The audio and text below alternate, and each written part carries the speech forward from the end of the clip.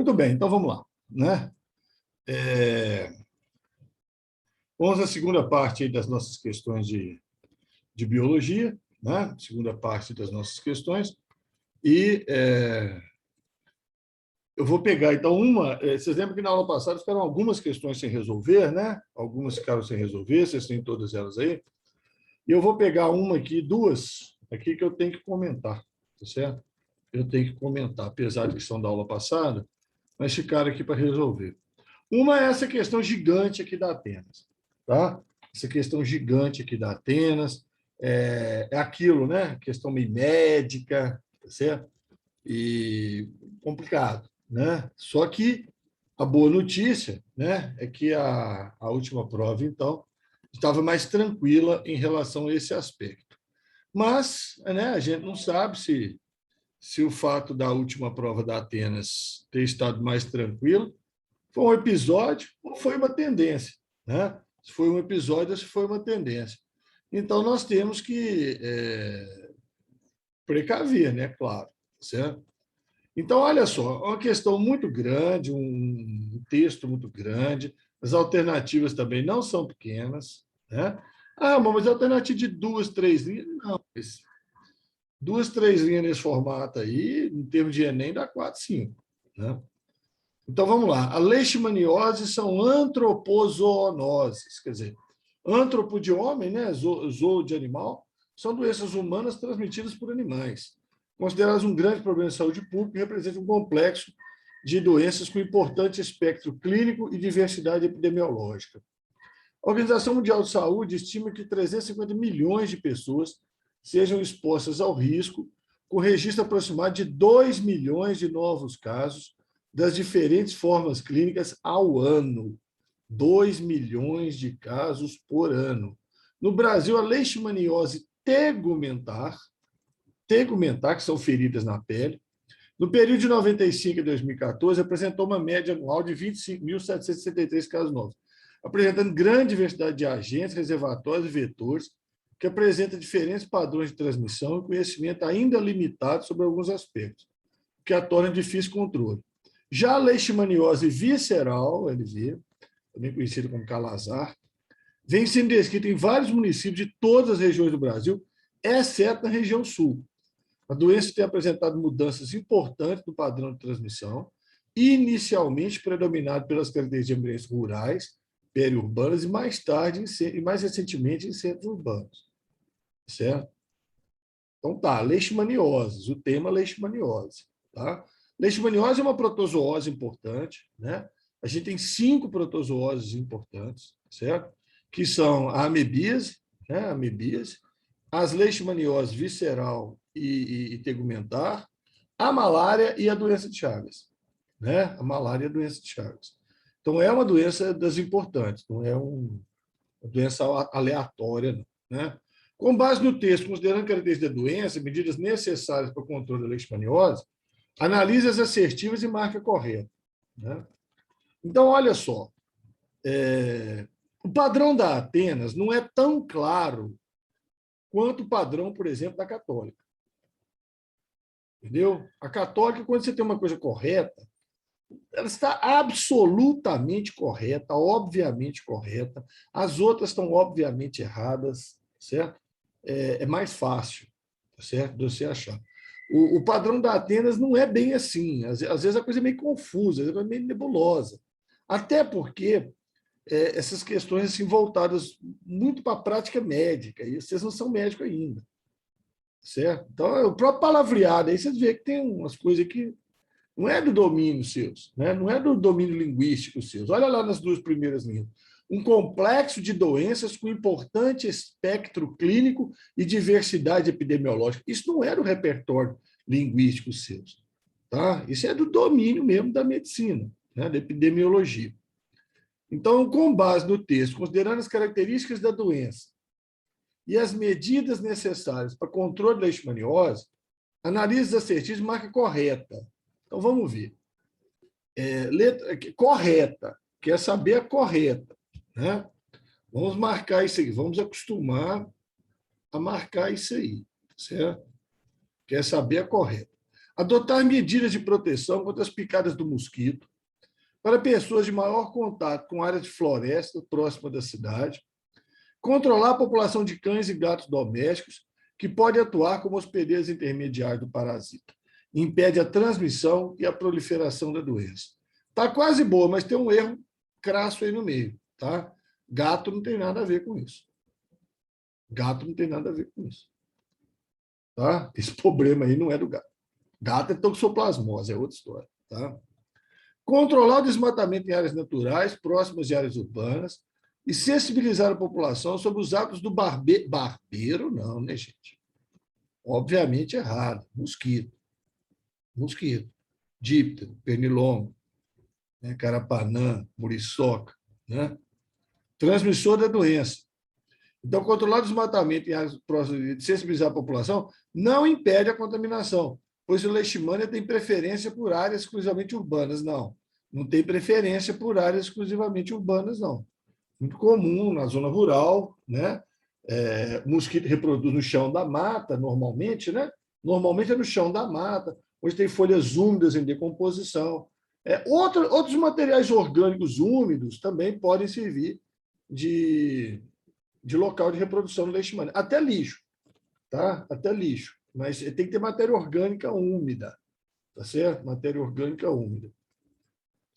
Então, implementar sistemas de coleta de lixo e tratamento de esgoto nas áreas de alta incidência dos casos não impediria a transmissão por leishmania, pois é uma infecção que exige a participação do cão ou de outros vertebrados, além das fêmeas do flebotomínio Lutzomia sp. Certo?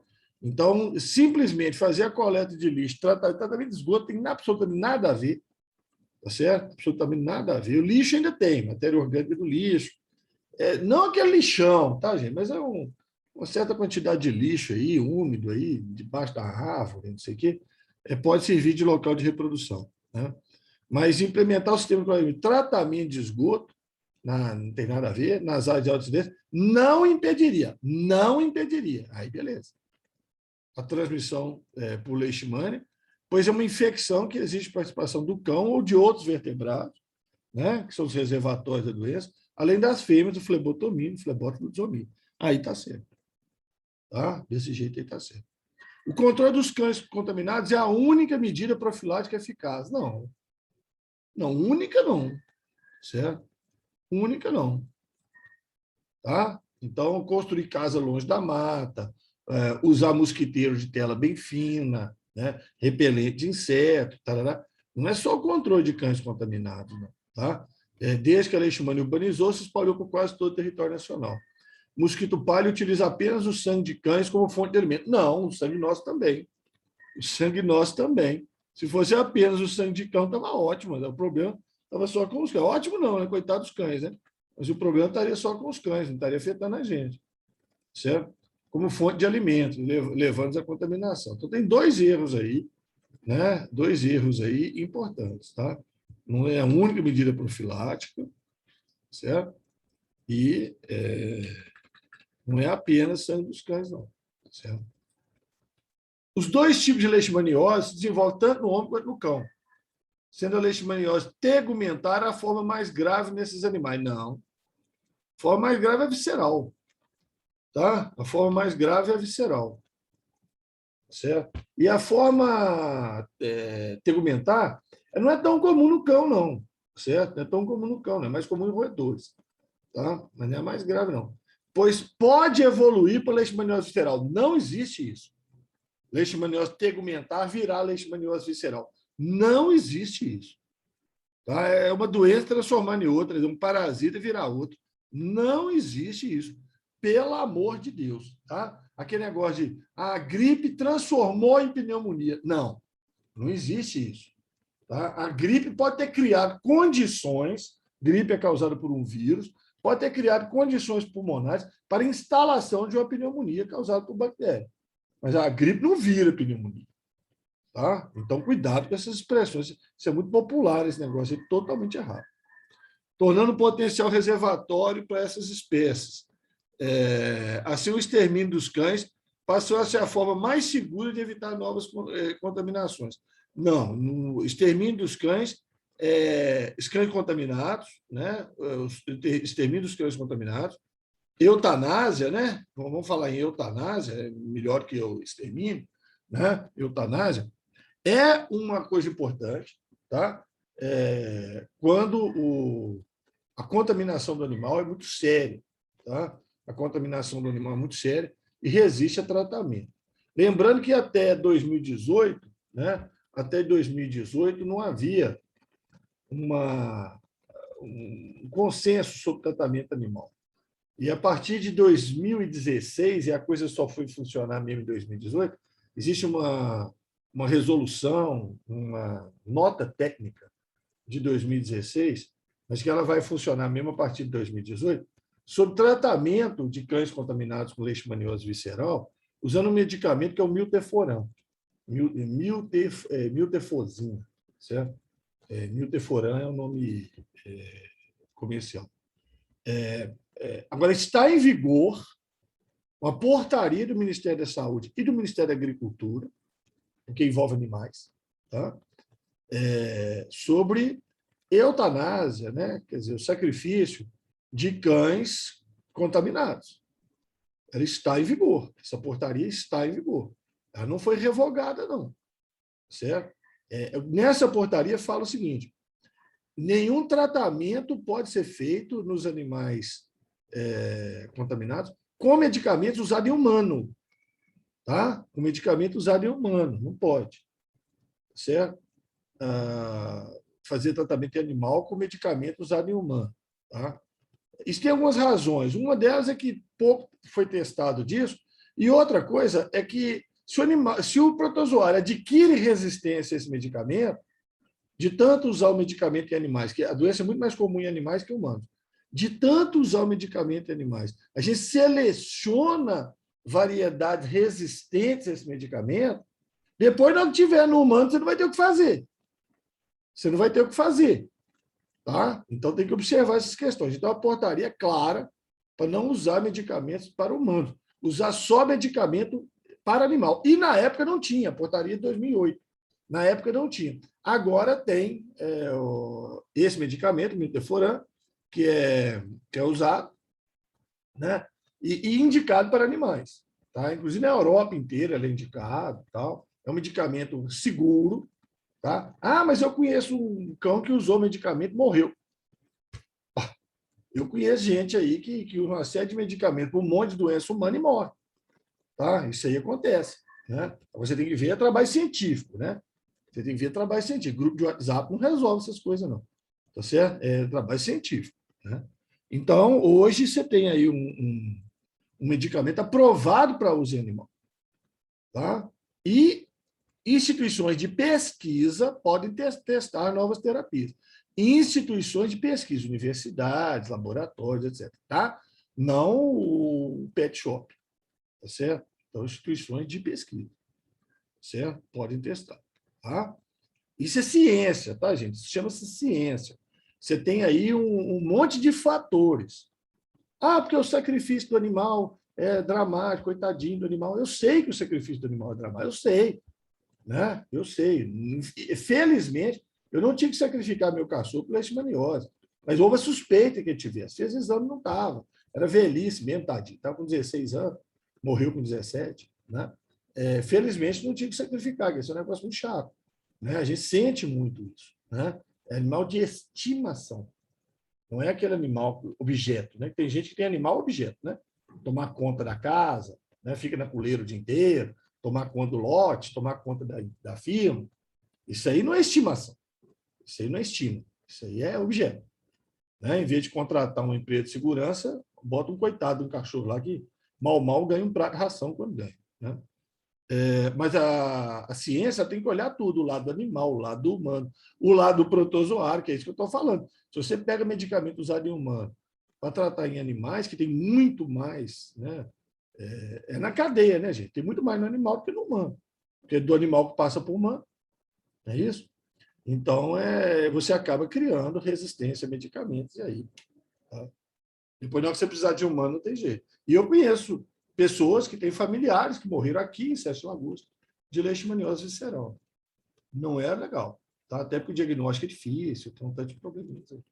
Mas então é isso aí. Então, com essa aí, letra C, tá? Mas eu quis aprofundar um pouco mais. É um tema que está em amplo debate. Aqui em Sete Lagoas está em amplo debate, né? Sobre questão aí da zoonose, está sacrificando animal, não sei o que e tal, né? Se o medicamento funciona ou não funciona. Então, aí você tem tudo aí correndo aí na população, certo? É uma doença perigosa, tá? É uma doença perigosa. E falou em doença que está na mídia, além da leishmaniose, está aí, né, ou a doença da vaca louca. Que quando a gente estava começando o curso aí, né, havia uma suspeita, né? Havia uma suspeita sobre um animal em Belo Horizonte, o outro, se eu não estou enganado, no Mato Grosso, com doença da vaca louca, certo? E o pessoal ficou alvoroçado, né? O pessoal ficou alvoroçado, principalmente o pessoal da agropecuária, né? Porque isso pega o preço da carne no mercado internacional, joga lá para baixo, porque os países não vão querer comprar, etc., né? É aquela coisa. Então, caiu essa questão das ciências médicas sobre o mal da vaca louca. Tá? Então, isso vocês têm que saber. Tá? Ó, primeiro, é uma coisa que vocês têm que saber. Tá? Essa doença ela é muito importante, porque ela é um outro padrão de doença. Certo? E a outra coisa é aquele caso recente, discussão recente sobre isso. E vocês sabem que esses vestibulares de medicina, eles pegam coisa desse mês e põem na prova lá em novembro. De boa, tranquilo. Se precisar, eles trocam uma questão lá e põem outra. Tá? Eles fazem isso. Antigamente não era assim, não, mas hoje é. Então, vamos ver aqui. Na forma humana da doença da vaca louca, chamada doença de Creutzfeldt-Jakob, Creutzfeldt-Jakob é a forma humana do chamado mal da vaca louca. O cérebro de uma pessoa normal se deteriora e literalmente desenvolve buracos que causam demência rapidamente progressiva. A condição é fatal em apenas um ano, em 90% dos casos. Tá? Na vaca também, a doença provoca buracos no cérebro. Tanto que o nome técnico da doença da vaca louca é encefalopatia, quer dizer, doença do encéfalo, né? Espongiforme, porque o cérebro fica uma esponja, cheio de buraco, mata a célula nervosa para todo lado. Bovino, tá? O mal da vaca louca, encefalopatia espongiforme bovino, tá certo? Em humanos, então, doença de Creutzfeldt-Jakob, tá? Muito bem. Os vilões por trás dessa doença são prions. Então, por isso que essa doença é importante que vocês conheçam. Porque vocês conhecem doenças causadas por vírus, bactéria, fungos, protozoários e até artrópodes, vermes, né? Opa, vermes e até artrópodes. Tem doença causada por artrópode, Ramon? Tem, ué. Piolho. Infestação por piolho é doença. Berne é doença, miíase. Tá? Aquele que nós falamos na última aula, aí, o carrapato, né? Da região genital, certo? Fitírus pubis, né? Fitiríase. Nós falamos disso aí. Então, vocês conhecem doenças causadas por esses organismos. Aí vem uma novidade, né? Aí vem lá uma novidade. Uma doença causada por prions. Ou, em inglês, o pessoal fala prions, né? Prions, né? Então, que coisa é esse tal de prion, então? Né? O que é esse prion? O nome prion quer dizer proteína infecciosa, partícula proteinácea infecciosa. Tá? Vem de proteína e infecção. Vem esse nome prion, certo? E o que acontece? Presta atenção. Nas células nervosas, nós existe uma proteína prion normal, tá? Tem algumas funções lá na membrana da célula. Não detalhar isso não, porque não é necessário, tá? É uma proteína normal da membrana celular, tá certo? Ela é uma proteína normal da membrana celular. Aqui está a estrutura dela, tá? Então, essas hélices aí que a gente chama de alfa-hélice, né? Esse achatado é a folha beta, tá certo? Na estrutura tridimensional de uma proteína, tá? Lá no meu canal tem aula gravada disso lá. Bom, essa proteína prionormal, ela pode aparecer na forma proteína priomodificada. Na forma proteína priomodificada. E aí, quando ela aparece na forma proteína priomodificada, tá vendo? Onde ficou a estrutura espacial dela, tá? Isso é modelo mesmo, tá? Modelo da estrutura espacial dela. A membrana rompe. A membrana da célula rompe, a célula morre, tá? Quando a proteína priomodificada, tá? E daí? Onde é que surge a proteína priomodificada? Aí que vem um negócio interessante. Aí que vem um negócio interessante. Pode ser que a vaca, né? Vamos falar da vaca aqui, certo? A vaca tem um G mutante que produza essa proteína priomodificada. A vaca tem um G mutante, tá? Aí ela tem a proteína priomodificada, certo? Aí vai dar problema, aí vai matar os neurônios e vai morrer. Vai ter problema lá de equilíbrio, certo? Cai no chão toda hora, tal, vai e morre. Então, esse G mutante é o chamado caso atípico. É o que aconteceu aqui no Brasil. Esses 2 bovinos que foram identificados no Brasil agora, tá, com mal da vaca louca, são os chamados casos atípicos. E isso é bom ou é ruim? Bom. Bom. Bom por 2 razões, tá? Porque é um caso do indivíduo, não é do rebanho, tá? É o indivíduo, aquele indivíduo que tem um G mutante, não é o rebanho, tá? E segundo, que nosso sistema de vigilância epidemiológica, para isso, está funcionando. Senão não tinha identificado. Tá certo? Isso aí está sendo identificado. Ótimo, boa notícia. Né? No Brasil, pouca coisa funciona, né? Agora, a principal causa do mal da vaca louca é quando a vaca ingere alimento contendo proteína priomodificada. Então, o alimento animal ele tem que ter um percentual de proteína, carboidrato, lipídio, aquelas coisas. Ele tem que ter um percentual disso aí. Então, para aumentar o percentual de proteína, eles acrescentam na fabricação da ração. Isso acontece de todo lugar que fabrica ração. Tá? Todo lugar que tem fábrica de ração tem isso, um cheiro muito forte. Tá? Porque eles acrescentam vísceras de animais na fabricação da ração. Tá? Eles acrescentam. Então, se eles não tiverem um mecanismo muito bom de controle de mau cheiro, dá cheiro forte. Tá? Ó, eu vi isso em Olambra. Olambra tem fábrica de ração, tem isso. Aqui em Sete Lagoas tem. Né? Lá junto com a Nat Alimentos, que trabalha com frango, né? Nat Alimentos, tal, etc., vocês conhecem. Tem também uma fábrica de ração, que usa justamente as vísceras dos frangos para incrementar o teor proteico em ração.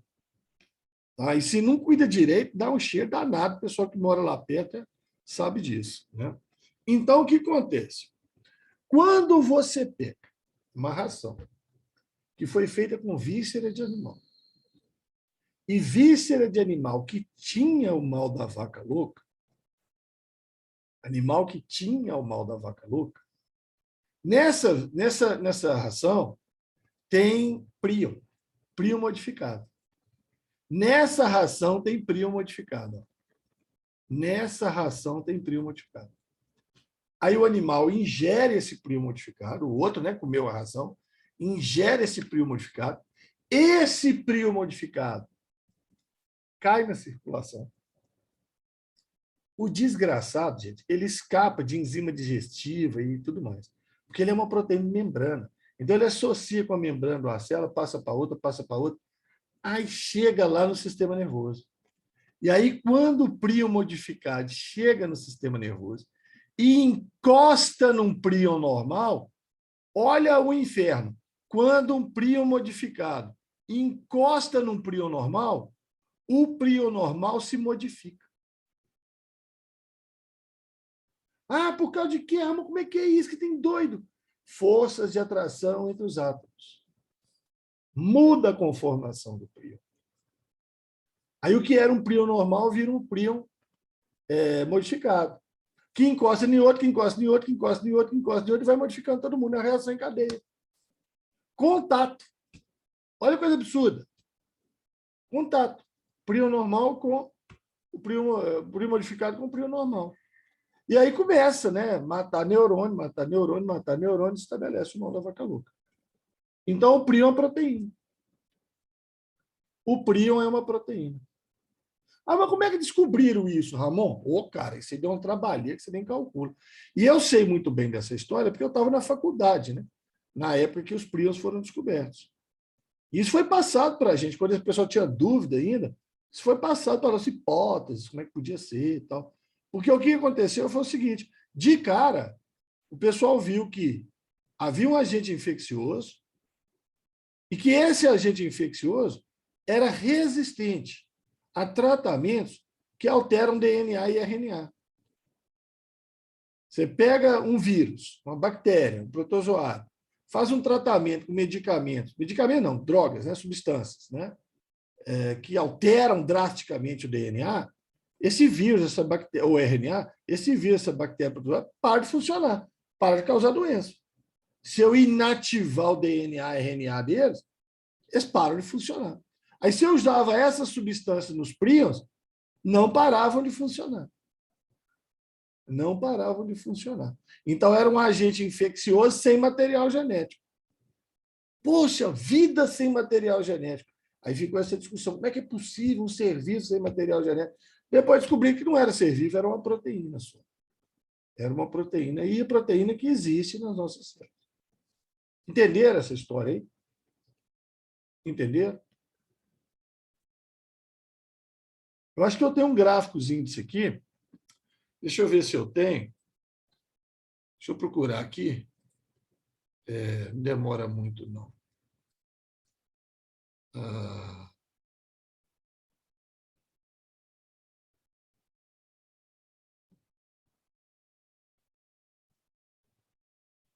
Estou abrindo aqui para vocês.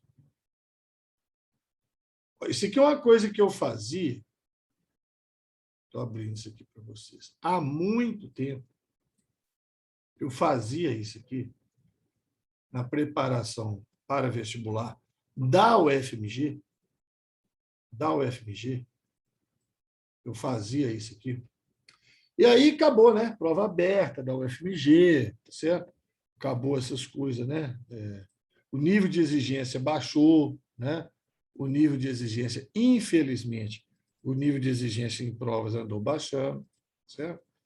E aí é aquela história, né? Se você faz esse tipo de atividade, né, com os alunos, eles não vê que é importante. Então, não dá. O pessoal parou de se interessar por essas discussões. Lamentável, lamentável, certo? Mas eu fazia isso, a gente chamava então de seminários, né?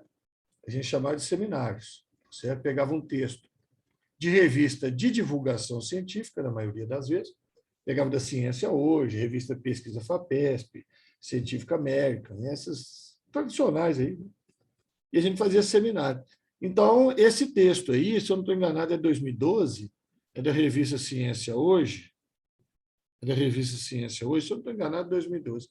Então, o que a gente fazia? A gente mandava os alunos ler o texto, certo? E depois eu fazia um seminário explicando detalhes do texto. E eles tiravam dúvidas, faziam questões, essas coisas desse tipo. Era muito legal, mas hoje não cabe. Hoje, se você fizer isso aí, não aparece ninguém, certo? Infelizmente, infelizmente. Então, foi seminário sobre príons, certo? Mostrando a origem, né, em doenças em populações antigas humanas, certo? Canibalismo, né, relacionado portador de uma forma dessa doença aí, chamada curu, né? E, né, do povo da Nova Zelândia, indígenas, né? Da Nova Zelândia, né? Habitantes nativos, né? Vamos falar assim que é melhor. Aí os sintomas aí, ó, né, em humanos, demência, distúrbio motor, insônia, outras disfunções cerebrais, né? Aí os nomes relacionados, doença de Creutzfeldt-Jakob, né? Em humanos, encefalopatia espongiforme bovina, nas vacas e scrap em ovelhas, certo? Aqui mostrando o cérebro normal, o cérebro todo esburacado, tá vendo? Os buracos brancos aí, ó, né? Da morte das células. E aqui é o tratamento, né? Eles usaram radiação ultravioleta. Radiação ultravioleta quebra DNA. Quebra DNA e RNA. Então, se você, aqui, ó, tempo zero, você aplica dose de radiação ultravioleta, sobrevivência ou atividade. Atividade é a capacidade de provocar doença, né? Bactéria, ó, despenca, vírus despenca. Mas o príon não. O príon, se você aplica ultravioleta sobre ele, ele continua ativo. Ele continua ativo. Aí ficou a dúvida, era bactéria ou era vírus? Não, é a proteína. Aí descobriram a proteína prion normal, proteína prion alterada, né? Então, a estrutura primária, secundária de cada uma delas, né? E mostrando, então, né, as alterações, né? A conversão, né? Espontânea, aí seria a história da mutação, né? No caso atípico, e o prion patogênico, né? Modificando, então, a proteína. Aí a história, né, da contaminação por canibalismo, transplante de meninge, injeção de hormônio de pósteo, tudo isso pode ter a proteína modificada, né? E a nova variante, então, a partir da ingestão de carne bovina contaminada. Então, daí a preocupação, né? Se o bovino está contaminado e eu como a carne bovina, eu pego essa nova variante da doença. Pego essa nova variante da doença. Tá certo? Então, passa do bovino para a gente.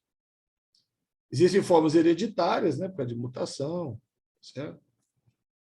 Então, aqui, ó, seria a única doença conhecida com transmissão infecciosa e hereditária. Ela tem as duas coisas. Ela pode ser transmitida pela mutação, né, do gene ou pela ingestão da carne contendo prion. O papel da proteína prion, proteção, transporte de cobre, resistência a radicais livres, tarará, tarará. E a doença pela perda da função ou acúmulo de prions alterados é que tem uma dúvida. Se é perda de função ou se é acúmulo do prion alterado. Aí fala mais aqui, ó, né, sobre a importância do prion, certo? Quando o prion está alterado, então ocorre a apoptose, a morte celular programada. Né? Então, é importante na fagocitose. Então, existem diagnósticos por testes laboratoriais e diagnósticos, né, por medicina legal, né? Anatopatológica e medicina legal. É autópsia. Né? A doença em humanos, os furos aí, ó, na ovelha, né, em bovinos, né? Humano, né, o curu também, a encefalopatia espongiforme bovina, o screp. Então, ideias aí, cuidado de manipulação de materiais contaminados, né? Tratamentos, né? Tratamentos possíveis, né? Necessidade de pesquisa, pois no momento é incurável, até hoje ainda é. Tá? Bom, é isso aí. Aí estava falando, o próximo seminário nosso aí seria Peixes do Cerrado. Né? Então, a gente tinha, né, essas atividades aí, certo? Quando preparar para a prova da UFMG. Não é à toa que os meninos arrebentavam na prova da UFMG, né? Não é à toa. A Ramonzinho sempre foi muito ligado nessas coisas, certo? Mas, infelizmente, esse modelo, né, de seminário hoje, pouca gente interessada, infelizmente. Beleza, gente? Deu para entender prion? Agora vocês são doutores em prion. Tá? Vocês são doutores em prion. Vai cair, hein? Vai cair. Tá? Vai cair, eu tenho certeza. Tá? Vocês vão fazer várias provas, não vão? Já me falaram, vocês vão fazer várias provas. Não deixa de me avisar. Opa, caiu o prion em tal lugar. Tá certo? Não deixa de me avisar. Eu vejo as provas todas, mas às vezes ele demora um pouco até a prova chegar até a gente, né? Mas não deixa de me avisar. Tá? Vai cair, tenho certeza. Pode até não ser alternativa de resposta. Hein? Cuidado, hein? Depois eles põem lá. A Covid-19 é causada por quê? Letra A, Prio. Vai ter nego que vai marcar, né? O Ramon falou que ia cair Prio. Deixa eu marcar aqui. Aí é vírus, né, gente? O coronavírus. Certo? Bom, então vamos adiante? Aqui, ó, questãozinha das ciências médicas, né? De genética misturada com botânica. Genética misturada com botânica. Gisele tem na sua casa uma samambaia renda portuguesa.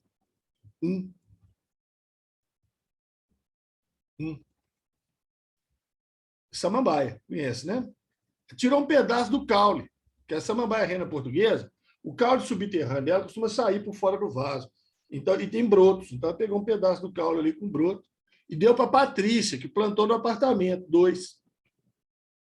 Ué, então, peraí, isso aí é muda. Muda por estaca. Então, a constituição genética da samambaia de Gisele vai ser a mesma constituição genética da samambaia de Patrícia. Entenderam? É clone, é reprodução clonal, estaca, muda. Tá? Após um mês, apareceu no vaso de Gisele, a primeira lá, uma estrutura pequena em formato de coração, no gametófito. Gametófito samambaia, que é coraçãozinho verde. E após uns 4 meses, foi visualizado no gametófito uma nova renda portuguesa, o esporófito. Que a samambaia é o esporófito, né, gente? A samambaia é o esporófito. E em cima do gametófito cresce o esporófito. Esporófito. Certo? Uma nova renda portuguesa 4. Tá? História. Na samambaia de Gisele, a dona lá da primeira samambaia, foi feita uma análise de genoma e viu que era heterozigota. Opa, peraí. Então, a samambaia de Gisele é heterozigota. Azão, azinho. Tirou um pedaço do caule, deu para a Patrícia e plantou no apartamento. Azão, azinho, que é clone. Após um mês, apareceu no vaso de Gisele uma estrutura pequena, em formato de coração, que era o gametófito. Aí, esse gametófito, ele é o quê? O gametófito de planta, ele é haploide. Então, ele é o quê? Genética dele, como é que é? Azão ou azinho. Ou é azão ou é azinho. Porque a planta mãe é azão, azinho. Se aparece um esporo, cai no chão, germina, e dá um gametófito, ele é azão ou azinho. E após os 4 meses, foi visualizado no gametófito uma nova renda portuguesa. Uma nova renda portuguesa. Que aí eu não sei. Né? A genética dela eu não sei. Eu sei que ela é diploide. Eu sei que ela é diploide. Aí ela pode ser azão, azão. Pode ser azinho, azinho. Pode ser o azão de um gametófito com um azinho de um outro gametófito que está lá que eu não estou vendo. Fecundação cruzada, que aliás é o mais comum, certo? Tem mais de um gametófito. Mas é diploide, não sei o quê. Em relação a esse par de alelos, nos diferentes exemplares, pode dizer que, então vamos lá, ó. Será azão, azão? Não, um é azão, azinho. 2, será azão, azinho? Será. Resposta. 3, será azão, azinho? Não, 3 é o gametófito, ele é haploide. Ou é azão ou é azinho. E 4 será azão? Não, 4 é diploide. Não pode ser azão. Tem que ser azão, azão, azão, azinho, azinho, azinho. Gostaram? Viram só? Pegou botânica, misturou com genética. De boa. Ciências médicas. Ciências médicas. No Ramon, é? Pergunta, esse tem de ciclo de planta, esse tem de ciclo de planta é importantíssimo. Lá no meu canal já tem uma pílula gravada lá sobre ciclo reprodutivo de planta. É isso aí. Ó. Já tem gravado lá. Geral, né? Lá é no geral. Né? Vale para todas as plantas, inclusive para samambaia. Mas isso é importante. Esse negócio de, gametófito é haploide, esporófito é diploide. Pois é, quer dizer, gametófito pode ser azão ou azinho. Esporófito pode ser azão, azão, azinho, azinho, azão, azinho. Então, você tem que jogar com a genética, filho. Tem que misturar as caixinhas. Tá? Você tem que misturar as caixinhas. Se você achar que você aprendi planta, Aprendi genética. Uma coisa não tem nada a ver com a outra. Não, assim não. Tá? Olha essa questão da católica. Vermelhinha eu já coloquei para adiantar nossa vida, tá? Vermelhinho eu coloquei para adiantar nossa vida. Não tinha na prova, não. A acondroplasia é um caráter genético dominante que determina um crescimento diminuído dos ossos longos, causando um tipo de nanismo. Tá? Então, a acondroplasia é um nanismo hereditário. Quando em dose dupla homozigose, o gene causador da anomalia é letal. Quando em dose dupla, o gene causador da anomalia é letal. Então, espera aí. A acondroplasia é um caráter genético dominante, azão. Quando em dose dupla, azão, é letal. É letal. Então, espera aí. Quem é que tem acondroplasia, então? Quem é azinho. Né? E quem é azinho? Aliás, vou usar a letra D aqui, que eu estou usando D aqui embaixo. Dominante. Peraí, vou usar a letra D. Ó, letal. Dzão. Dzão.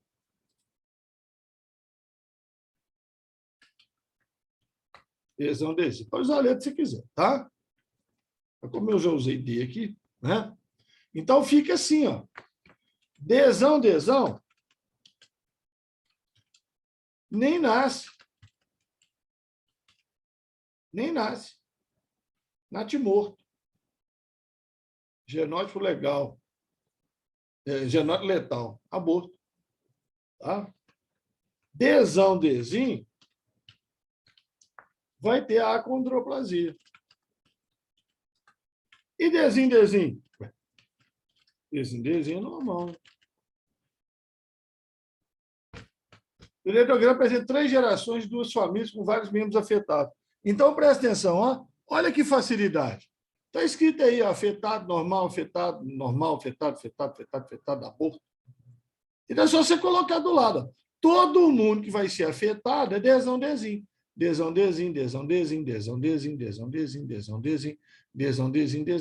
Todo mundo que tem, que morreu, nem nasceu, Dzão, tá aqui. E todo mundo normal é Dzinho.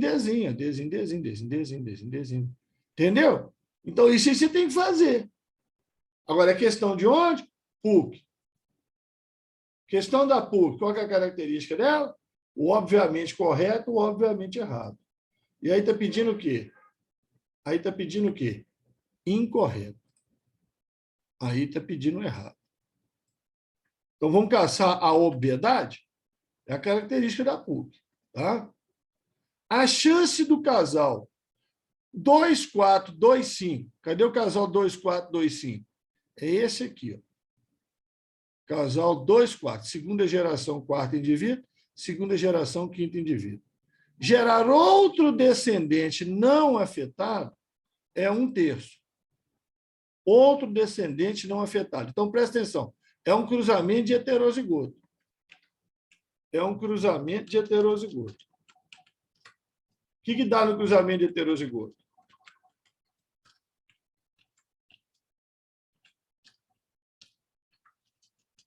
O que é indivíduo não afetado?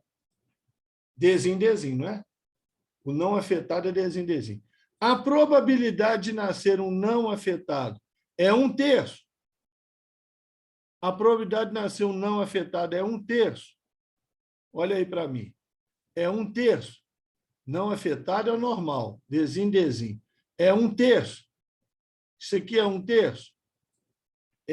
Isso aqui é 1/3? Augusto falou que é, Marcelo falou que não. É 1/3, Marcelo. Sabe por quê? Marcelo, esse aqui não nasce, filho. Esse aqui não nasce. Júlia também vai, porque um morre. Viu, Marcelo? Aquele primeiro não nasce. É um aborto. Entendeu? Então, a gerar um outro descendente não afetado é 1/3. Má, né? Maldade, né? Mas tá certo. Trace um caráter autossômo dominante. Falou lá em cima. E o indivíduo 3-1 terceira geração, primeiro indivíduo, 3,1. É homozigoto recessivo? É, todo mundo que é normal. Todo mundo que é normal vai ser homozigoto recessivo. Tá certo. A chance de casais homozigotos. Espera aí. Casais homozigotos é o quê, hein? Desão, desão ou desim, desim? Desim, desim, né? Casal desão, desão não tem. Tá certo? Não tem. Tem que ser desim, desim. Então, a chance de casais desim, desim gerar descendente afetado por essa anomalia é nula. Tá certo, não tem jeito. Quer dizer, não está totalmente certo, tá? Porque esse negócio de nulo é um problema. E mutação, né? Pode ocorrer mutação, só que a chance de mutação é uma chance em 10 milhões. Tá certo? Então, você considera nula, certo? Mas teria jeito, teria mutação, tá? A chance de casais heterozigotos, como 1,3, 1,4, então, 1,3, 1,4 é casal heterozigoto. Igualzinho 2,4, 2,5. Então, é a mesma pergunta. É a mesma pergunta. A chance de casais heterozigotos gerar descendente afetado é de 1/4. Não é de 1/4, é de 1/3. É de 1/3.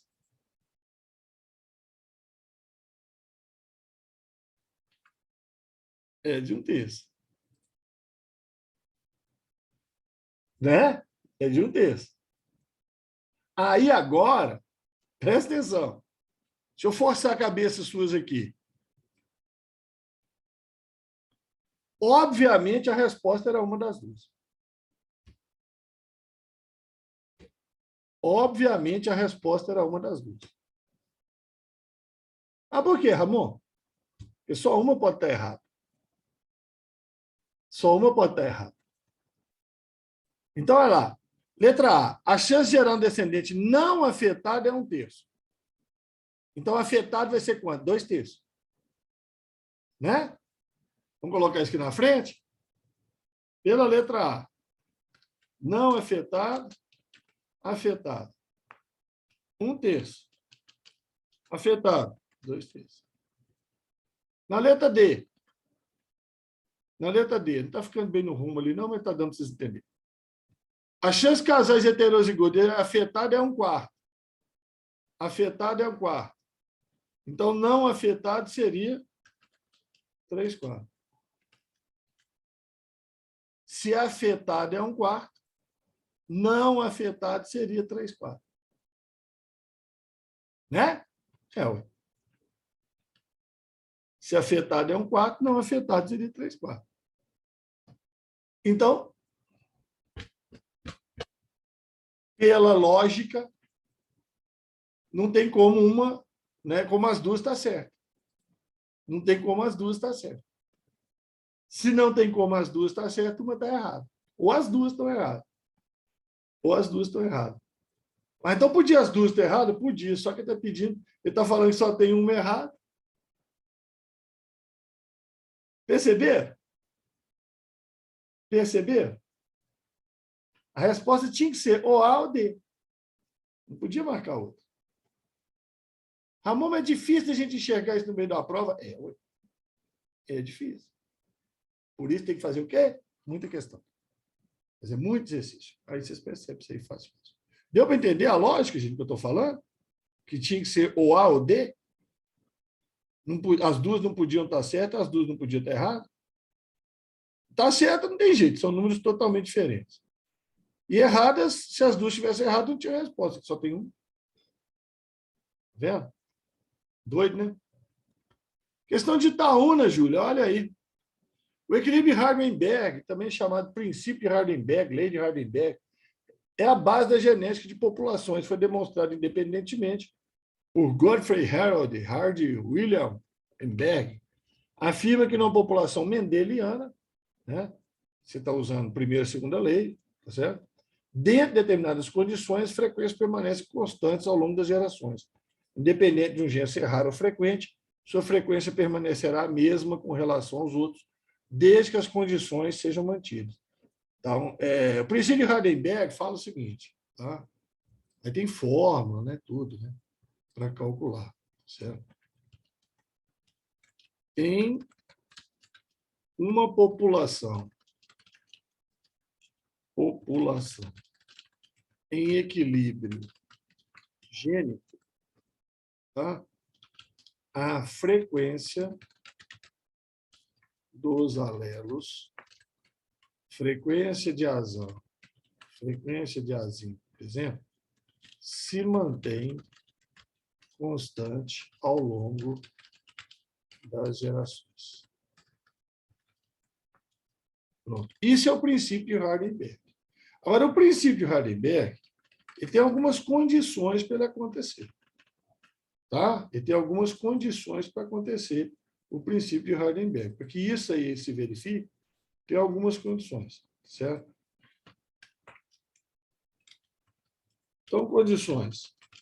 Mesmo valor adaptativo dos alelos. Quer dizer, um alelo não é melhor que o outro. Então, se um não é melhor que o outro, ausência, seleção natural. População tem que ser grande, tá?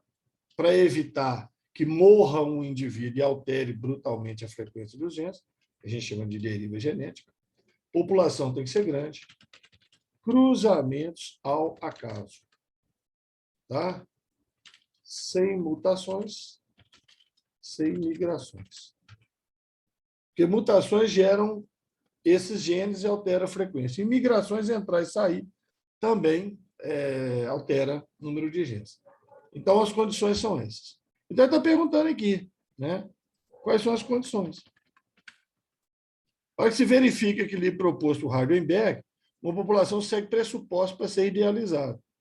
Assim sendo, as alternativas a seguir, a única que apresenta um pressuposto do equilíbrio é que a única que apresenta um pressuposto do equilíbrio é que população reproduza assexuadamente. Não.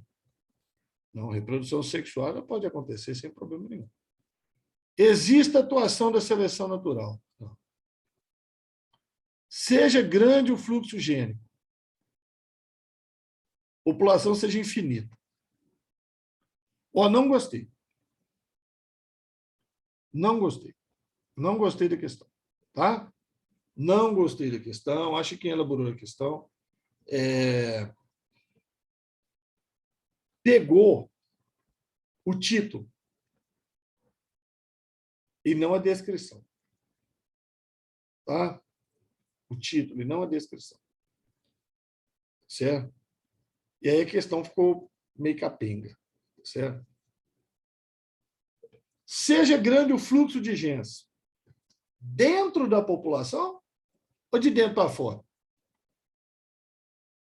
Porque dentro da população o fluxo de genes pode ser grande. Véio. Pode ser grande, dentro da população.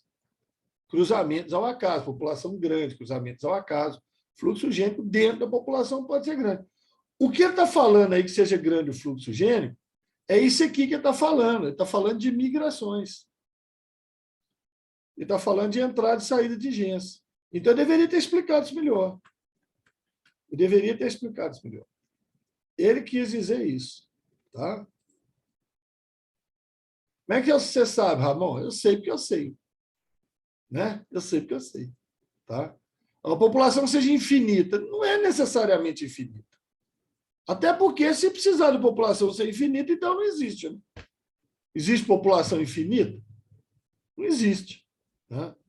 Então, é muito grande. Não quer dizer necessariamente que seja infinito. Tá? Não gostei da questão. Certo? Não gostei. E vou mostrar por quê. Mata a cobra e mostra o pau. Olha aqui. Ó. Separei para vocês aqui, no penúltimo slide, alguns trechos de sites de internet e de livro. Tá? Alguns trechos de sites de internet e de livro. Esse site ali, esse texto aqui é do euquerobiologia.com.br. Você já deve ter visto esse site já. Aí fala lá, princípio de Hardenberg. Certo? Blá, blá, blá, blá, blá, condições. Está vendo? Ó, mutação não deve ocorrer. Tá? Nenhum fluxo gênico pode ocorrer para aumentar a variabilidade do pool genético. Quer dizer, aumentar a variabilidade de pool de genes na população. pool genético é o conjunto de genes da população. Nenhum fluxo gênico para aumentar a variabilidade do pool genético. Lá dentro pode, não pode ir de fora para dentro e dentro para fora. Entrar gene, sair gene. Tamanho populacional muito grande, não é infinito, não. Muito grande. Muito grande é uma coisa, infinito é outra. Casalamento aleatório, ao acaso, seleção não deve ocorrer. Tá? Esse outro texto aqui, ó, vocês devem conhecer esse site também, né? Vocês devem conhecer esse site também, Khan Academy, Academia Khan.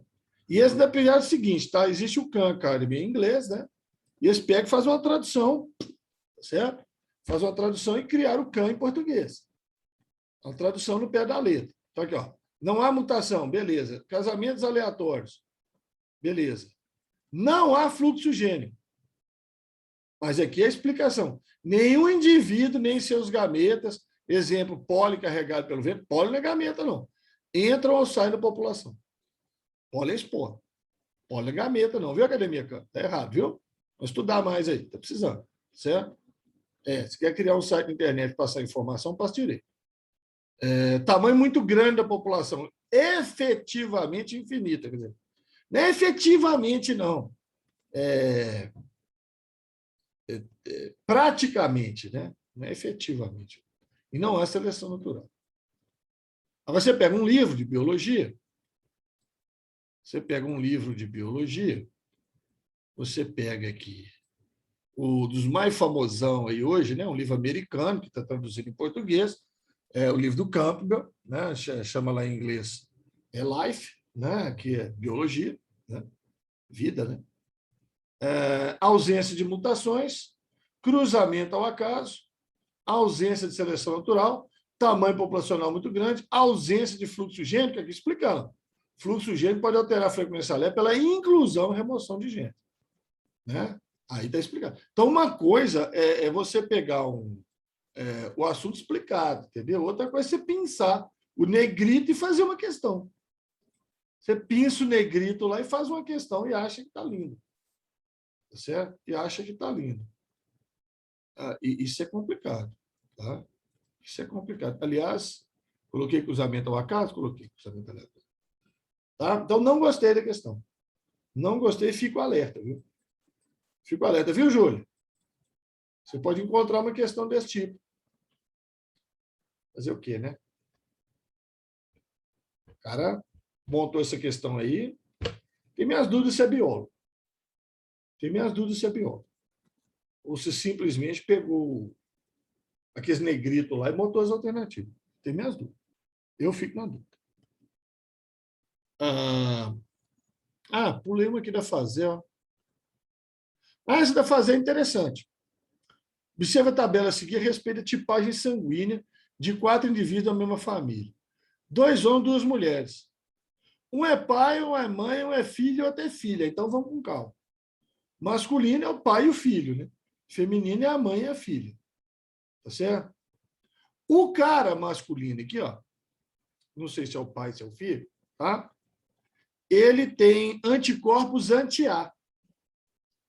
Se ele tem anticorpos anti-A, ele é do grupo B. E ele não tem anti-RH. Então, quer dizer que ele é RH positivo.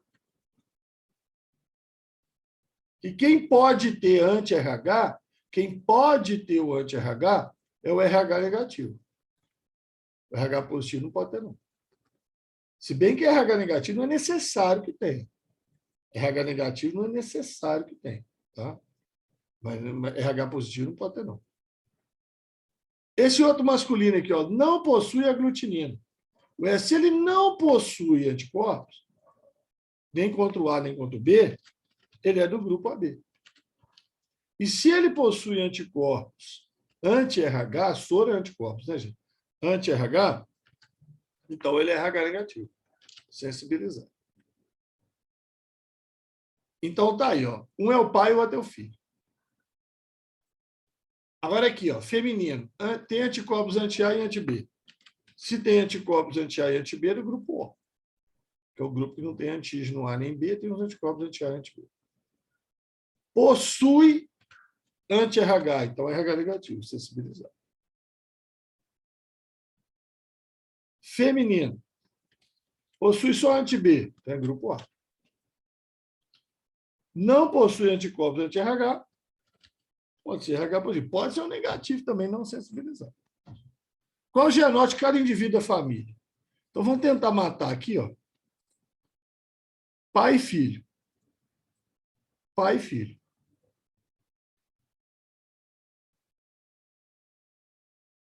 Pai não pode... Ó, B e AB, não é? B e AB. O pai é um dos dois, né? Então, o pai não pode ser A. O pai não pode ser A. Já matei essas alternativas. O pai ou é B ou é AB. Então, o pai é B. Se o pai é B, o filho é AB. Então, beleza.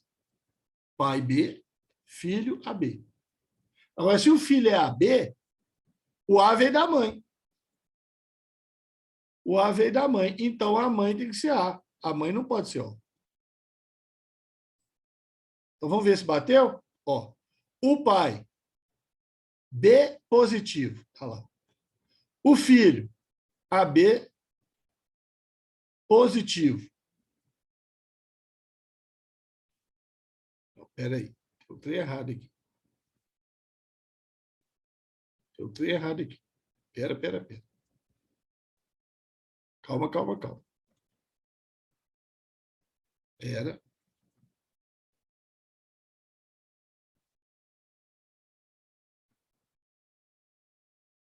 Espera aí. Possui anti-RH? Então, nem que tem que ser negativo.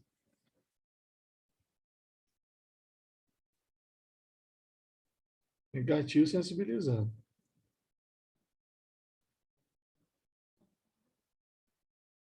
Tem um erro nessa questão. Não tinha reparado.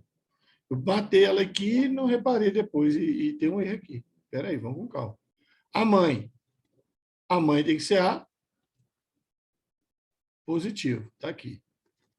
A mãe é A positivo.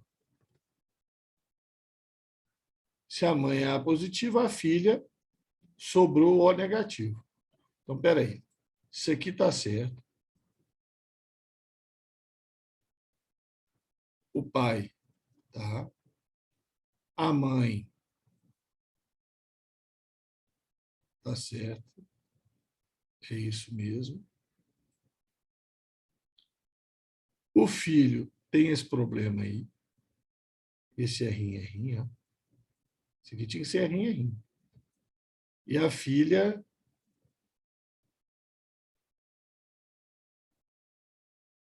O negativo. E a filha, O negativo. Já cometi algum erro nisso aí, gente? Deixa eu ver aqui. Ó, tinha olhado a questão antes da aula. Para mim, estava tranquilo. O pai é o B. Né? O pai é o B, não tem dúvida. Ou ele é A ou é B. A não pode ser. Não tem nenhum masculino ali que seja A. Então, o pai é B. Só pode ser aquilo ali. Se o pai é o B, isso aqui tem que ser o filho. Tem que ser a B. Mas como ele possui soro, o soro dele é anti-RH, o soro dele tem anti-RH, ele tem que ser RH negativo. Tem um erro nessa questão, gente. Essa questão tem um erro. Essa questão tem um erro. Não é possível. Posso até olhar de novo com calma, tem que olhar o gabarito, às vezes ela fica anulada. Né?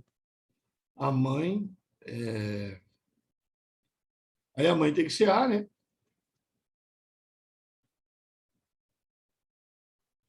Tá vendo aqui, olha, todo filho tá AB positivo, todos os filhos aqui, ó, estão AB positivo, tá vendo? Todos os filhos estão AB positivo. Para mim tem um erro na elaboração da questão. Você quer para ter trocado um zerrão para errinho, eles não trocaram. Todos os filhos estão AB positivo. O pai tem que ser o B, de corpo anti-A.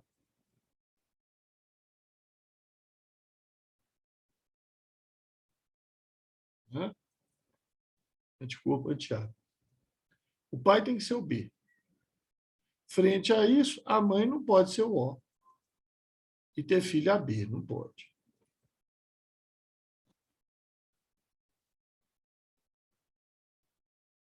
O Marcelo, você não está errado, não, Marcelo. Marcelo falou assim: eu tinha pensado que quando possui soro anti-RH é porque reagiu. Mas não é isso que está falando. Não é isso que está falando. Se ele possui ou se ele não possui. Porque se tivesse reagente, não reagente, eu concordo com você. Tá? Então você fala assim, ó, o sujeito é não reagente, o sujeito é não reagente para soro anti-RH.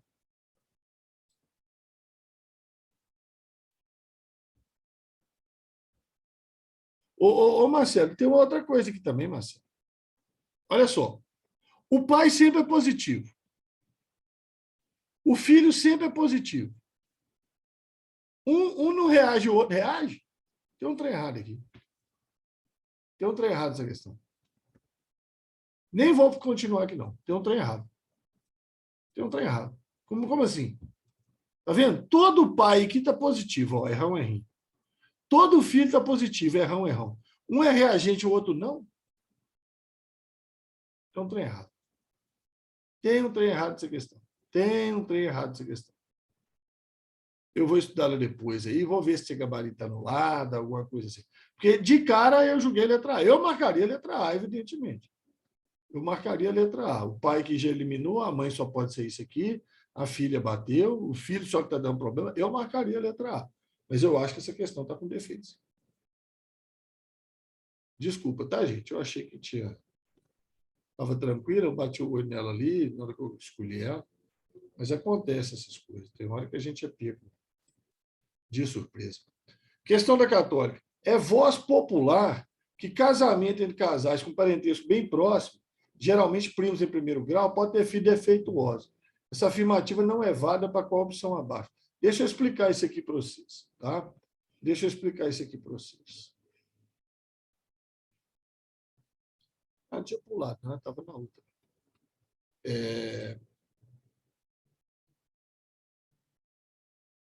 Lá no avô, pode ter um gene causador de problema. Tá? O avô casou com a avó. Certo? E lá nesse avô, pode ter um gene causador de problema. Que não manifestou porque é um gene recessivo. Aí, esse casal tem 2 filhos. Então, vamos supor, olha aqui, ó. Olha aqui, ó. Um filho azão, azinho. Um outro filho azão, azinho. Que casar com pessoas normais. Casar com pessoas normais.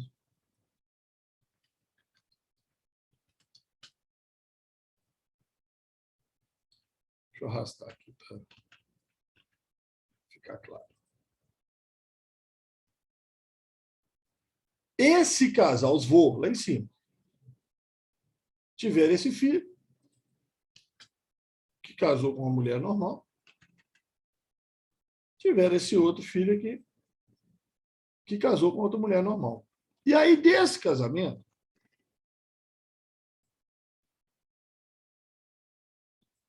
pode ter nascido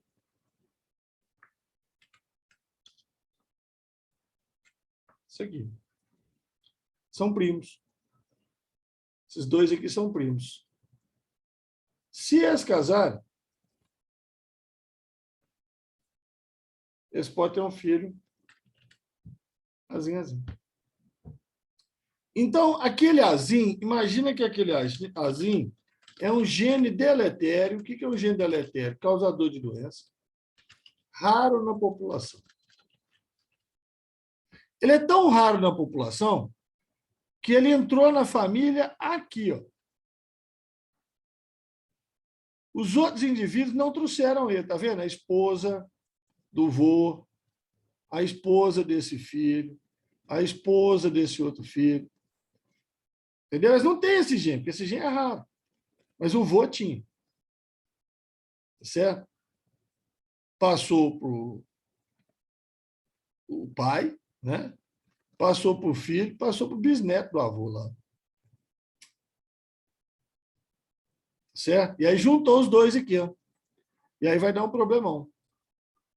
Então, esse é o problema de casamento consanguíneo. Genes raros presentes num dos ancestrais, genes recessivos raros, pode encontrar na descendência. Tá? E aí dá algum problema. Então, ele faz várias explicações aí. Essa afirmativa não é válida para qual opção abaixo? Né? Então, qual que não é a explicação certa para isso aí? Qual que não é a explicação certa? Isso ocorre porque muitas doenças hereditárias são condicionadas por genes recessivos e estão em heterozigose nos pais. Tá, ok. Em heterozigose nos pais, então parece no filho. Pode ser. Pelo menos um dos pais deve apresentar normalidade. Não. Deve apresentar, não. Não é necessário que apresente, não. Pode ser heterozigoto. Tá? Para que algum dos descendentes possa apresentar. Não. De jeito nenhum. Obviamente errado aí. Indivíduos aparentados têm mais chance de possuir genes recessivos para uma certa anomalia. É porque vem de um ancestral deles. Indivíduos aparentados, por ter genótipos semelhantes, vieram do mesmo ancestral, têm grande chance de possuir gene recessivo para as mesmas anomalias, sim, vieram do mesmo ancestral. Entenderam essa questão? Interessante, né? Muita gente pergunta isso, por que casamento entre primos, não sei o que, não pode? É porque você tem um risco grande de genes ruins juntar lá no descendente. Entenderam isso aí? Beleza? Essa da fazer eu vou ter que meditar nela, mas eu não vou meditar, não. Eu vou pegar o gabarito oficial dela e ver o que está acontecendo, que algo errado não está certo. Aqui, ó, aí vem ecologia. Pô, mas ecologia parece vestibular de medicina? Parece muito, parece muito. Tá? Até porque a ecologia que é negócio, né, gente? Ecologia que todo mundo tem que saber, né? Todo mundo tem que saber. O pessoal da área biológica, o pessoal da de humana, o pessoal da engenharia, tá certo? Todo mundo tem que saber, certo? Infelizmente, só o Ministério do Meio Ambiente que está meio atrasado nisso aí. Bom, foi só um comentário de passagem. Ciências médicas, então. Os manguezais são ambientes costeiros que ocorrem nas margens das desembocaduras dos rios, em regiões tropicais e subtropicais quentes ao redor do planeta. Mangue é foz de rio, né? Você sabe. Sua preservação tem sido proposta, e entre suas características importantes, pode-se afirmar corretamente que os manguezais são compostos por áreas de espécies comuns a outros ecossistemas. Não. Manguezal tem árvores típicas do ecossistema. Servem para fixar as terras, impedindo a erosão e estabilizando a costa. Certíssimo. Esses dias eu até divulguei no perfil meu do Instagram um vídeo sobre isso, um experimento num aquário gigante, mostrando a importância dos mangues. Eu vou pedir minha filha para ver se ela salva isso aí, que eu consigo mandar no WhatsApp, porque ela tem as manhas de fazer isso, eu não tenho, não. E não estou querendo aprender também. Estou brincando, que aprender eu gosto. Mas é porque ela falou que meu iPhone é que faz isso, seu Samsung não faz. Ela vive xingando meu Samsung. Eu adoro meu Samsung. Certo? Ela falou que meu iPhone faz, seu Samsung não faz. Então você faz para mim, né? Já que é assim. Toleram cenários futuros de impacto, pois permitem grande fluxo de... Tem que tolerar cenário de impacto nenhum. Olha o fluxo gênico aparecendo aí de novo. Toleram não. Tá? Mangue acaba. Se degradados, a distância entre dois manguezais adjacentes diminuirá. Essa é boa, né? Essa é boa. Você tem um litoral aqui. Você tem um litoral. Aí você tem um mangue aqui, na foz de um rio, e tem um mangue aqui na foz do outro rio. Tá? Você imagina, tem um rio chegando aqui, tem um rio chegando aqui. Aí você degrada eles, ó, Aqui, ó, vou degradar. Estou degradando. A distância entre eles diminuirá. Ué, que isso, menino? Você está doido? Isso aqui Nem sei, isso aqui é o quê? Matemática básica, sei lá, existência do ser vivo. Isso aqui nem é matéria de escola. Claro, se você degradar, a distância inteira vai aumentar. Ué. Claro, eles vão diminuir, eles vão encolher. Tá certo? Eu? Então, tranquilo, eu vou ver se eu mando o vídeo para vocês, tá? Cobra aí, tá? Me pede depois lá no grupo, que eu vou pedir ela para salvar para vocês. Fazer. Né? Faculdade de Saúde e Ecologia Humana. Fazer é Faculdade de Saúde e Ecologia Humana. Interessante esse negócio, né? Faculdade, Saúde e Ecologia Humana. Olha, pode ser que resolveram dar esse nome bonitinho, certo? Mas a ecologia humana é importantíssima na origem das doenças, né? Nós estamos vendo pandemia aí, nós estamos vendo o efeito do humano aí nas doenças e tal, né? Então, eles gostam de ecologia, está no nome da faculdade. De fato, 99% dos cactos não têm folhas, e sim espinhos. Assim, os cactos respiram pelo caule, se alojam os estômagos, canais entre as células. Ao contrário da maioria dos vegetais, cactos têm menos estômagos. Por isso, posso dizer que eles respiram menos. Né? O caso do mandacaru, do figo da Índia, explica o engenheiro agrônomo, blá, blá, blá, blá, blá, blá. Certo? As características das plantas citadas no texto, que plantas citadas no texto? Cactos. Né? Cactos. As torna abundantes em qual bioma brasileiro? Ah, pelo amor de Deus. Se errar um negócio desse aí, ó, bater não sei que pedaço de pau. Né? Cactos abundantes em qual bioma brasileiro? Ah, no Cerrado, os campos rupestres. Campo rupestre até tem, viu? Campo rupestre até tem um bocado de cactos. Tá certo? Restinga é beira de praia. Tem cactos também. Mas a abundância mesmo é na Caatinga. A abundância mesmo é na Caatinga. Também conhecido como Caatinga, Mata Branca. Tá certo? Mata Branca. Caatinga. Em Tupi-Guarani. Acho que é Tupi-Guarani. Se não for, fica assim. Ciências médicas, olha a ecologia aí. Crescimento de populações. Crescimento de populações. Gráfico manjadíssimo, número de vida em função do tempo. Região W, essa região cinza aqui. Curva X, curva de crescimento potencial, condições maravilhosas de alimento, espaço, vai subir aqui igual um foguete, isso é teórico, curva de crescimento é teórico, e a curva S, curva de crescimento real, tá? Considerando as limitações impostas pelo meio. E entre as limitações impostas pelo meio, está o máximo de indivíduos que o local permite. K. Tem um K lá do outro lado, tá vendo? Capacidade de suporte. O máximo de indivíduos que suporta no ambiente. K representa o tamanho populacional máximo. Exatamente, capacidade de suporte. A população vai crescendo, quando vai aproximando, ela desacelera. Estabiliza naquele máximo que o ambiente suporta. X representa o crescimento da população sob a ação de fatores reguladores. Não tem fator regulador aqui, não. Aqui, meu filho, ó, tem tudo à vontade, tem espaço, tem alimento. Fatores reguladores, gente, seria, né, fatores ambientais que regulam o tamanho da população. Fome, falta de água, predador, parasita. Isso são fatores que regulam o tamanho da população. Então, ali não, isso é no real. No real que tem isso aí. No X não, o X é o ideal. Tá? É o ideal. Tá? O espaço se alimenta à vontade. Aquela festa, né? Só reproduz, crescer e multiplicar. Certo? S representa a curva de crescimento real da população, sim. E W representa a resistência do ambiente, sim. W aqui, ó, ele representa a diferença entre ter uma condição ótima e ter uma condição real. Então, esse aqui chama resistência do meio, resistência do ambiente ou resistência do meio. E isso acontece por causa de quê? Por causa desses fatores. Quanto mais fatores desse tipo você tiver, mais a curva X vai afastar da curva S.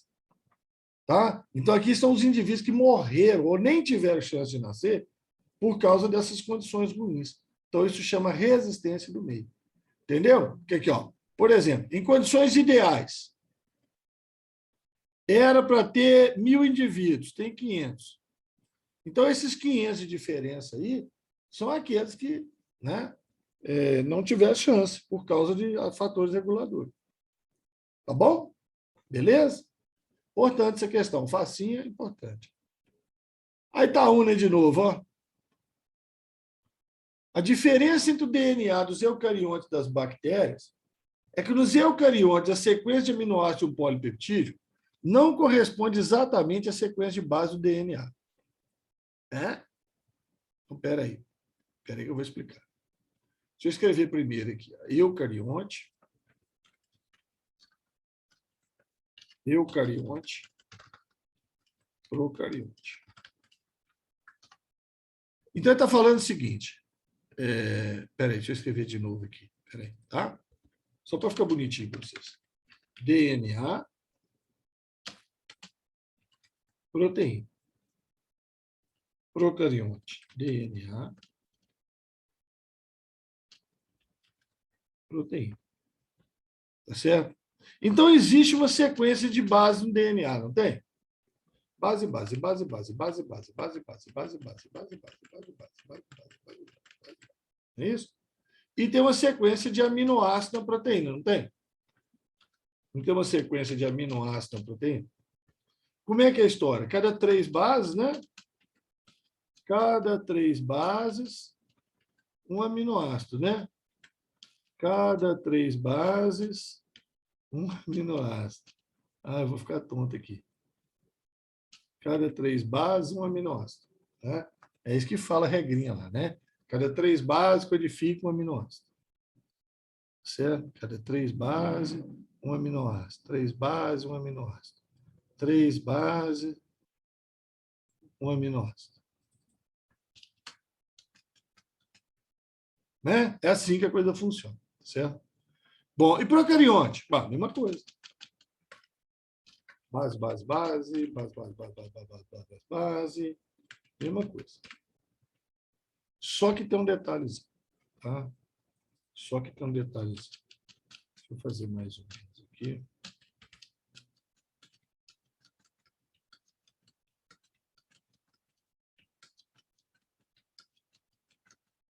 Cada 3 bases, um aminoácido, tá?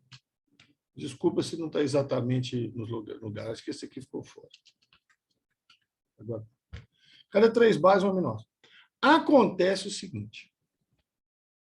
A diferença entre DNA dos eucariontes das bactérias é que nos eucariontes, a sequência de aminoácidos de um polipeptídeo não corresponde exatamente à sequência de base do DNA.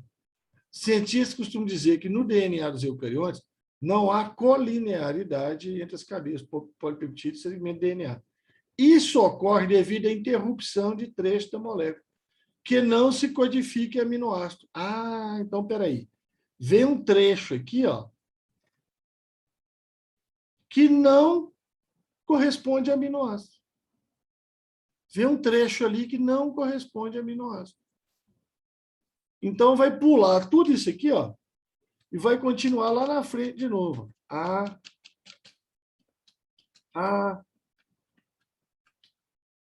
Tá certo? Vai pular um trecho. Vai pular um trecho. Aí volta de novo lá, ó. 3 bases, um aminoácido. 3 bases, não sei o quê, certo? Aí vai. Deixa eu acertar aqui. 3 bases, um aminoácido. 3 bases, um aminoácido. Aqui vai começar, né? 3 bases, um aminoácido, certo? Então, no procarionte, é direto. É 3 bases, um aminoácido, 3 bases, aminoácido, 3 bases, aminoácido, 3 bases, aminoácido, 3 bases, aminoácido, 3 bases, aminoácido. Então, se você tem a sequência de base no procarionte, você tem a sequência de aminoácidos. É só olhar o código genético. Agora, eucarionte não. Pula umas regiões. Então, ocorre interrupção de trechos da molécula que não se codificam em aminoácidos durante a instrução para síntese de polipeptídeo. Por isso, em 1978, o Walter Gilbert propôs os termos para designar essas regiões onde um gene é traduzido e onde não é traduzido. Então, nesse trecho aqui, ó, o gene foi traduzido. Nesse aqui ele não foi. Nesse aqui ele vai ser.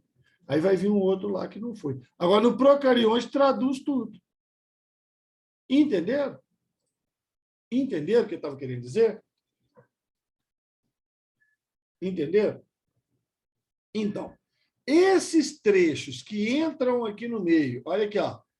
Esses trechos que entram no meio e não codificam aminoácidos são entrões,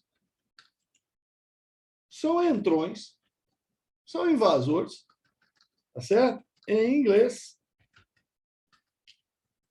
intron. Sequências de intron, sequências de inserção que a gente chama. E esses que formam a proteína e forma a jogada para fora, ela aparece, exo para fora, ela aparece, são os exons. Introns, sequências, intron, tá? Introns, sequências não codificantes, dentro dos genes. Então, ele pergunta lá, as regiões onde o gene é traduzido, exon, e não é traduzido, intron, letra A. Ramon do céu, nunca vi falar isso na minha vida. Se existe, isso é importante. Já apareceu muito em prova. Tá? Inclusive, teve uma época que você entrou no programa do UFMG, entrou quieto, saiu calado. Porque a gente não sabe até hoje para que servem os introns. Os exons, a gente sabe, são codificantes. Os introns, a gente tem uma enorme suspeita que eles controlam a atividade do gene.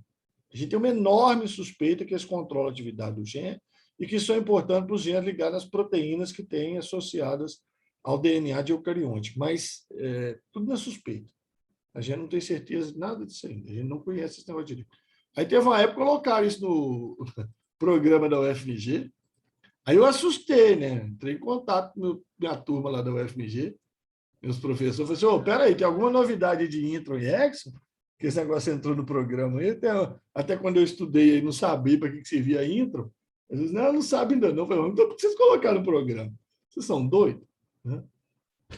No desenvolvimento embrionário, aí está um aí, Ju.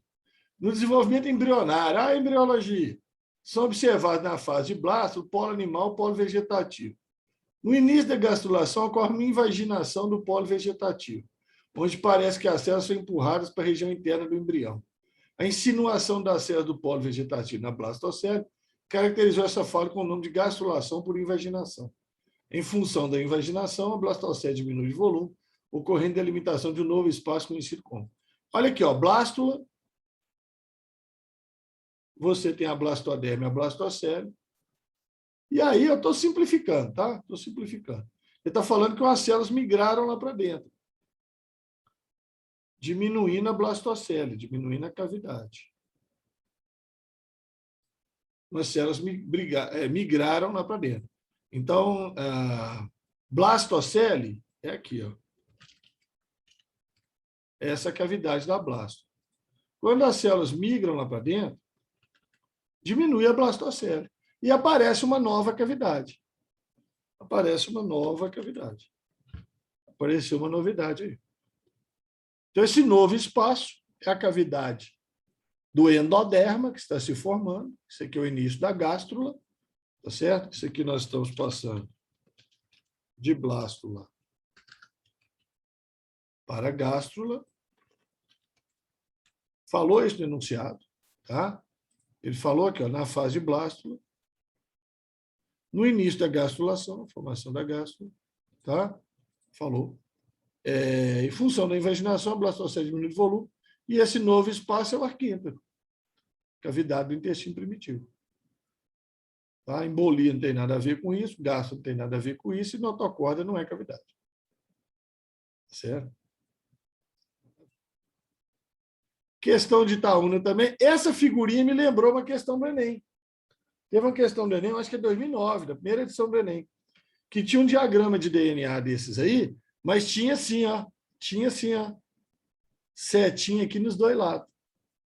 Que DNA pode originar RNA, que é a transcrição, e o RNA pode originar DNA, nos retrovírus, por exemplo, que é a transcrição reversa. Aliás, era a maldade da questão do Enem. Aqui não, eles colocaram bem simples, é a sequência normal. Considera a figura e analisa afirmativos a seguir. Bom, essa questão é super fácil. Tá? Você não pode nem sonhar em errar essa questão. Está acontecendo em A aqui, ó, é a autoduplicação. Que você pode chamar também de replicação. Não é legal. Replicação a gente usa mais para RNA. Mas tudo bem. A passagem B é a transcrição. A inversa é a transcrição inversa, né? E a D, a síntese de proteína, que é a tradução. Você sabe isso, você mata a questão. Tá? Se você sabe isso, você mata a questão. Quer ver? Ó? Item 4. A, B e C representam replicação, tudo bem. Tradução, não. Transcrição. Transcrição, não. Tradução. Lê a 4 está errada. B indica o processo de tradução. Não, filho. B é transcrição. Bom, se 3 e 4 estão errados, 1 e 2 tem que estar certo. Só tem essas opções ali. Né? A é um passo fundamental na transmissão de informação genética. Se o DNA não duplica, como é que a informação genética passa adiante? Né? Informação genética passa adiante. Não tem jeito não. C indica o processo de tradução, isso, que é a cis proteína ribossoma. Gente, se C está certo, se 2 está certo, 3 e 4 está errado. Mas se 3 está errado, 2 e 4 está certo. 3 e 4 está certo. Ou pode estar, né? Então, questão muito fácil. Muito tranquilo. Essa aqui já é um pouquinho mais maldosa, né, Júlio? Porque aqui caminhou para o lado da histologia. E não é caminho para o lado da histologia, você já viu, né? Caminhou para o lado da histologia, o trem fica feio. Tecido epitelial glandular, constituído por glândulas, estruturas responsáveis pela produção de certas substâncias denominadas secreções, que podem ser ricas em lipídios, em proteína, mistura de carboidrato e proteína. Em relação à glândula, sua respectiva secreção produzida, correto afirmar: pâncreas produz secreção rica em carboidrato. Não. Secreção principal do pâncreas é exócrina, é enzima digestiva. Então, são proteínas. E endócrina, insulina e glucagon, também são proteínas. Então, nem olhando exócrina, nem olhando endócrina, é proteína. Glândula sebácea produz secreção rica em proteína, não óleo. Substâncias oleosas. Tá? Óleo. Proteína, não. É a oleosidade da pele. Importante para a flexibilidade dos pelos, cabelo, etc. Quase ninguém pergunta de glândula sebácea, né? Glândula sebácea, coitada, está lá na série D do Campeonato Brasileiro. As glândulas suprarrenais produzem secreção rica em carboidrato e lipídio. Olha, glândula suprarrenal produz duas secreções, que são os hormônios do córtex, que são esteroides. Esteroides, aí é lipídio só, é carboidrato não. E a medula produz aminoácido modificado, que é adrenalina e noradrenalina. Então, tem nada de carboidrato, não. Lipídio até tem, mas carboidrato tem. Glândula salivar é responsável pela produção de secreção, formada em mistura de carboidrato com proteína. Aí está certo. Aí está certo. Porque carboidrato, por exemplo, nós temos no muco, que é glicoproteína. E proteína, nós temos a enzima, a pitialina, a amilase salivar. Então, aí está certo. Alternativa grande, né? Resposta. Então, essa aí está certa. Tá? Você tinha que lembrar do muco, né? Que tem os carboidratos da saliva. Muco. Né? Saliva tem uma viscosidade, né, gente? Vocês sabem disso. Saliva não é fluida, né? Ela tem uma viscosidade. Aliás, quando a gente fica falando muito igual eu estou aqui, a boca seca, com essa viscosidade. Aí você bebe uma aguinha. para descer esse muco. Né? Senão começa a ficar tudo branco aqui do lado de muco, né? Já viu o que acontece? Tem gente que fala, não bebe água, né? Tudo branco aqui de lado, é muco. Né? Bom, vamos parar por aqui, já está no nosso horário, né? Deixa eu só comentar rapidamente as questões. Aí nós vamos ter a última aula, né? Na última aula, se precisar, a gente recorre a isso aqui, tá? E a gente vai ter também a aula para Atenas, então, se precisar também, a gente usa lá também. Aqui são 3 questões da Atenas, né? Questão tranquila essa aqui, de répteis e anfíbios, apesar que falou, mas é fácil você encontrar coisas que estão erradas, tá? Ele está pedindo para marcar correta. Dos grupos de vertebrados, deve ser desses 2, né? Répteis e anfíbios, é os 2 que ele está falando. São animais pecilotérmicos, tará. Vou marcar uns errinhos aqui para ficar fácil para você. A redução antrópica da floresta diminui as espécies, significa redução de água, recurso basicamente importante para anfíbios e répteis, depender para seguir reprodução. Réptil, não. Réptil não depende de água para reprodução, não. Letra B está certa, depois vocês dão uma lida. Letra C, o fato de serem pecilotérmicos dependesse do ambiente aquoso, não. O fato de ser pecilotérmico depende do ambiente aquoso, não. Anfíbios até dependem, né? Por outra coisa, porque depende da água para reprodução. E, né, a pele deles coisa. Réptil, pele seca. Pele seca. Fecundação interna. Isso depende de ambiente aquoso. Tá? Nada a ver com pecilotérmico. Quer dizer que todo réptil só encontrar em ambiente aquoso e cobra de deserto, né? E lagarto no meio do deserto. Não. Tanto os répteis como os anfíbios têm sofrido com a biopedataria, né, que influencia na diminuição no total de espécies, mas como pertence a grupo mulher, essa biologia não interfere, sim.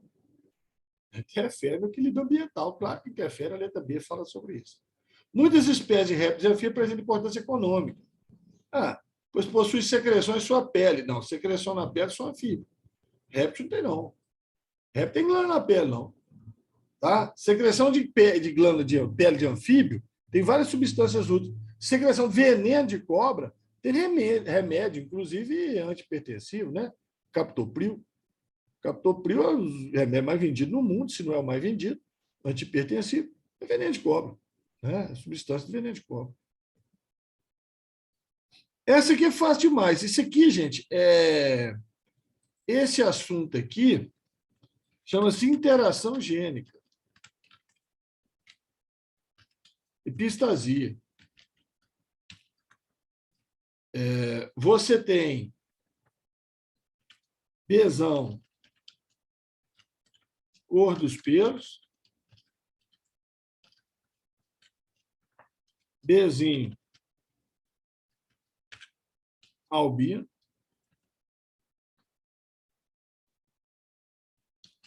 Bzinho não deixa de desenvolver cor dos pelos, tá?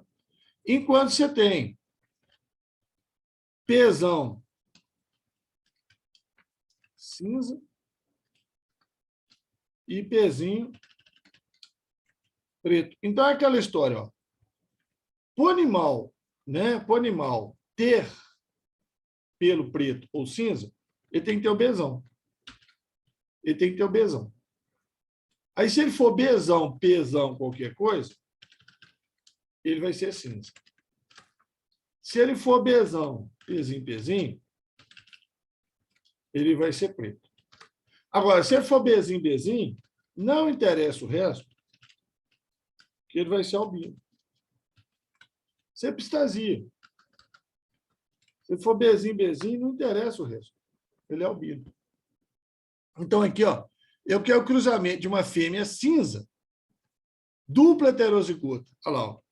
Bzão, Bzinho, Pzão, Pzinho. Com o macho preto, heterozigoto para o Bzão. Bzão, Bzinho, Pzinho, Pzinho. Aí pergunta, qual a probabilidade de nascer albino? Bom, você só tem que olhar o B. Você não tem que olhar o resto. O resto não interessa. A probabilidade de nascer albino é ter 2 Bzinhos. Tá certo?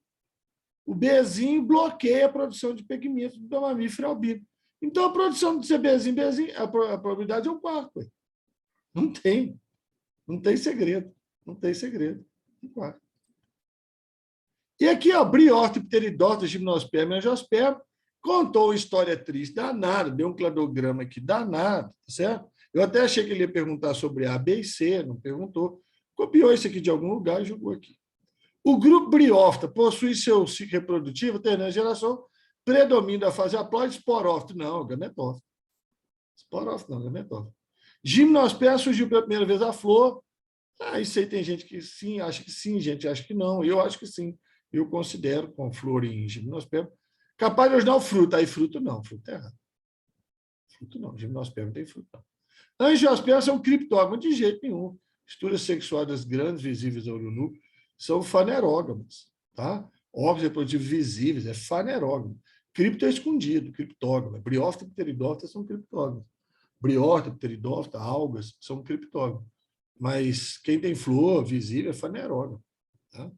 Briófita possui órgão com função específica da planta. Raiz, não. Não. Briófita tem raiz, não. Tem rizoide. Rizoide. Tem raiz, nem caule, nem folha verdadeiro, não. É rizoide, parecido com raiz, filóide parecido com folha, caulóide parecido com caule. É raro até os caras perguntar sobre isso. A letra B é certinha, pteridófita, traqueófita, xilema floema, tecido produtor, não desenvolver dependência da água na reprodução, como ocorre nas gimnospermas. Certíssimo. Tranquilo, tranquilo. Deixa eu ver se tem mais questão aqui. Não, é comentário, página em branco. Certinho. Aí pronto, aí já está todas de hoje.